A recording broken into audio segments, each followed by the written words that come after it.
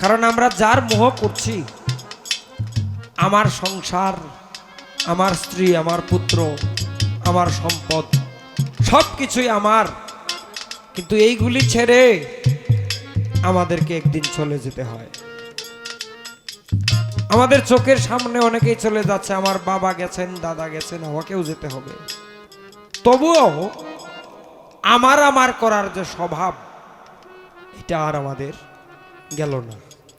তাই আমাদের বাউল সম্রাট রশিদ উদ্দিন সাহেব বলেছেন,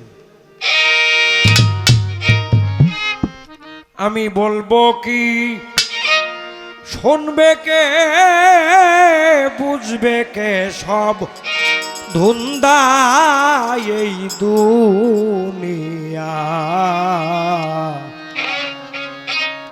মায়ার জালে বাঁধা।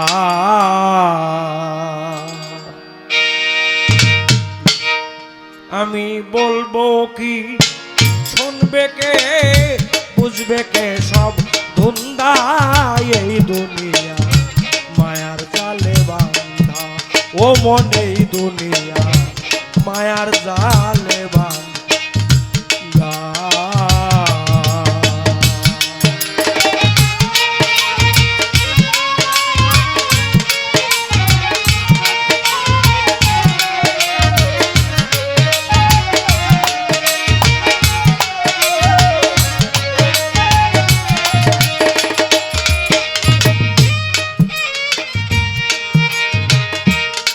কত মানুষ পাগল হইয়া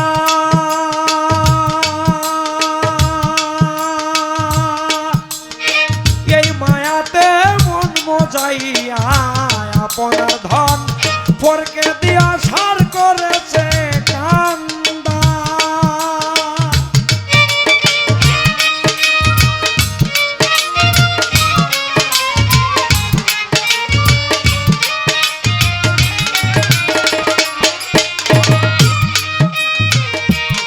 কত মানুষ পাগল হইয়া মায়াতে মন মজাইয়া, আপনার ধন পরকে দিয়া সার করেছে কান্দা।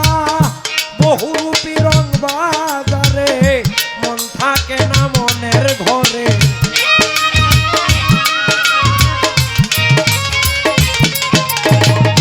বহুরূপী রং বাজারে মন থাকে না মনের ঘরে। রূপ দেখাইয়া প্রাণে মারে লাগাইয়া ধান, দুনিয়া মায়ার জালে বাঁধা। আমি বলবো কি শুনবে কে, বুঝবে কে, সব ধুন্দা এই দুনিয়া মায়ার জালে বাঁধা। ও মন এই দুনিয়া মায়ার জালে বাঁধা।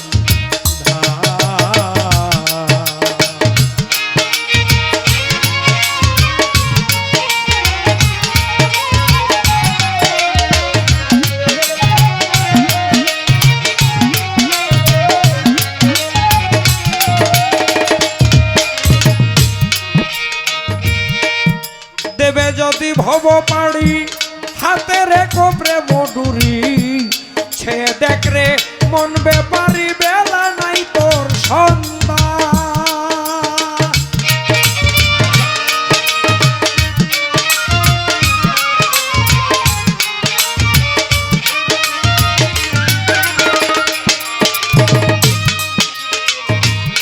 দেবে যদি ভব পাড়ি, হাতে রেখো প্রেম ডুরি, ছে দেখ মন ব্যাপারি, বেলা নাই তোর সন্ধ্যা। ও মন আগে পারের রাস্তা খোঁজো, দিন থাকিতে গুরু ভজ।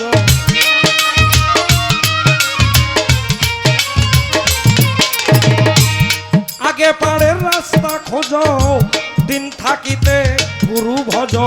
জ্ঞান থাকতে পাগল সাজো, চোখ থাকতে হও আন্ধা এই দুনিয়া মায়ার জালে বাঁধা। বলবো কি শুনবে কে, বুঝবে কে, সব ধুন্দা এই দুনিয়া মায়ার জালে বাঁধা।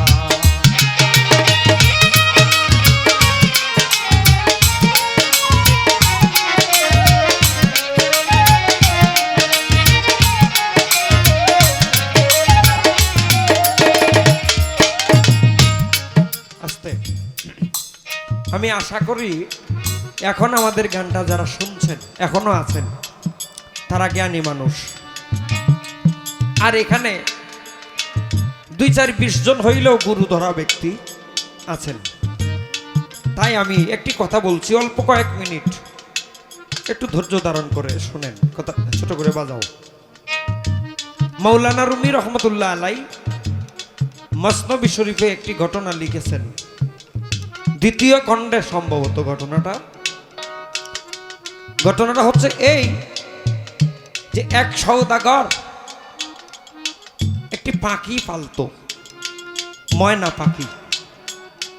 তো সওদাগর একদিন বাণিজ্যে যাবে, তার স্ত্রী সন্তানকে জিজ্ঞাসা করতেছে যে আমি তো বাণিজ্যে যাব, তোমরা যারা আছো তোমাদের কার জন্য কি আনবো বলো।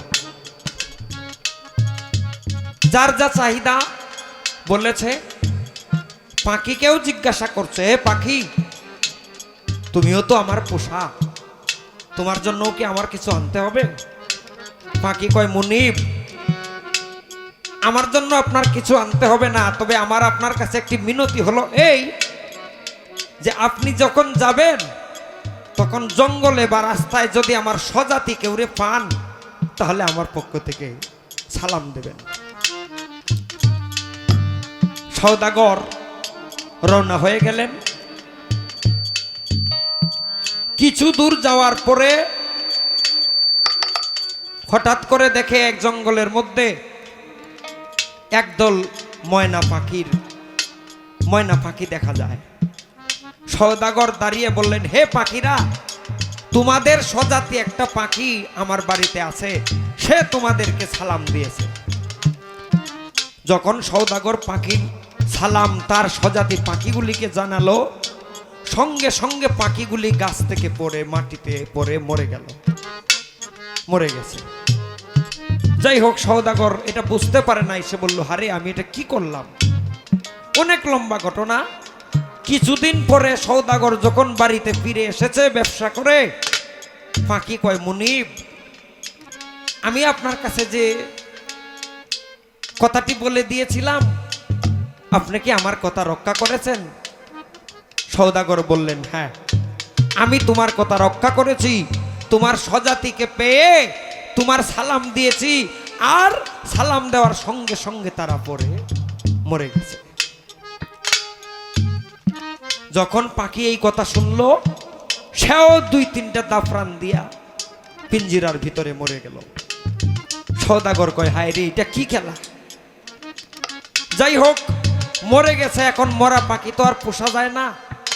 পিঞ্জর থেকে বের করে কিছু দূরে যখন ফেলে দিয়ে আসছে, সওদাগর ছেয়ে দেখে পাখিটা রাস্তায় যে ফেলে দিয়েছিল সেখান থেকে উড়ে আবার জঙ্গলে চলে গেছে।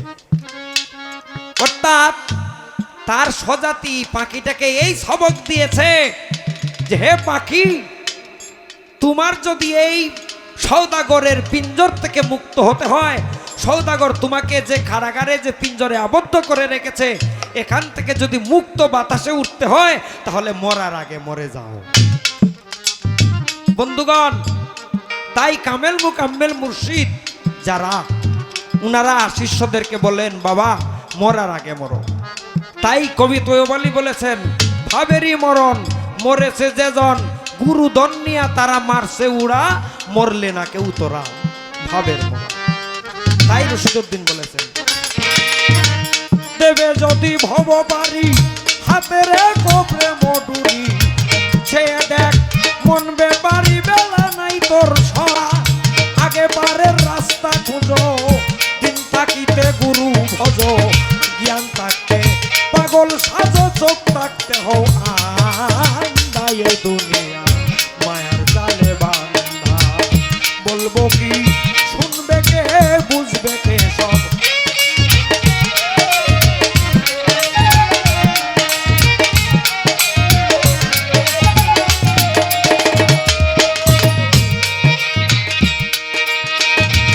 চেতন গুরুর সঙ্গ ধর,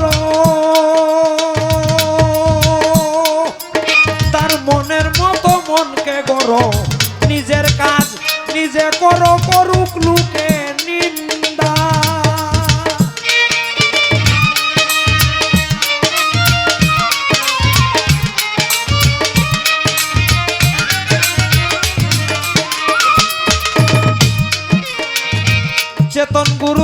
সঙ্গ ধরো, মনের মতো মনকে গড়ো। চেতন গুরুর সঙ্গ ধরো, তার মনের মতে মনকে গড়ো। নিজের কাজ নিজে করো, করুক লোকে নিন্দা। যে করেছে মায়া সাধন, সেই তো ভবে পুরুষ রতন।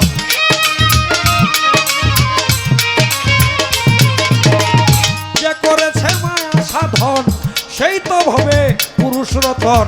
রশিদ উদ্দিন বলেন